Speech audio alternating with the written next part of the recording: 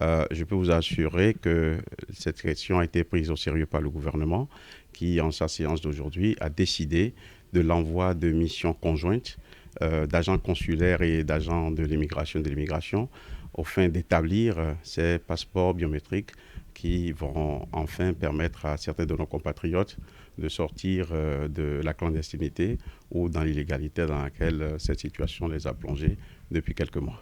Je crois que nos compatriotes ont raison et la réponse a été trouvée. Il s'agit de missions qui vont se rendre dans diverses capitales, dans les zones où nous avons une concentration, dans des zones où certains compatriotes peuvent se rendre aussi pour que les données biométriques soient relevées afin que le passeport soit établi et renvoyé très rapidement.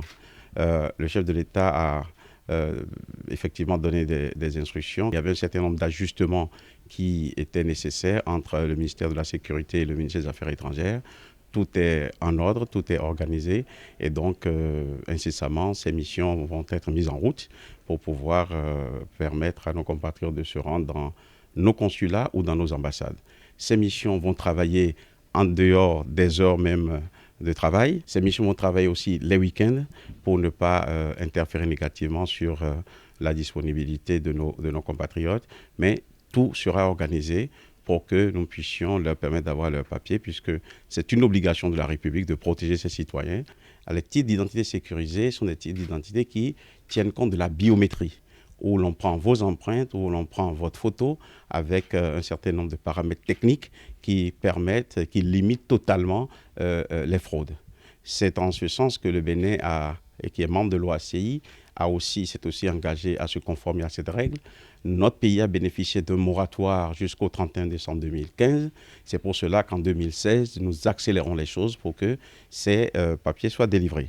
J'ai autorisé un certain nombre d'ambassadeurs, dans des cas extrêmes, à faire une extension très limitée des anciens passeports pour permettre à nos citoyens de pouvoir renouveler leurs papiers ou être dans une situation de légalité. Ces extensions ne sont plus possibles parce qu'elles ne seront plus reconnues par les pays où se trouvent nos compatriotes.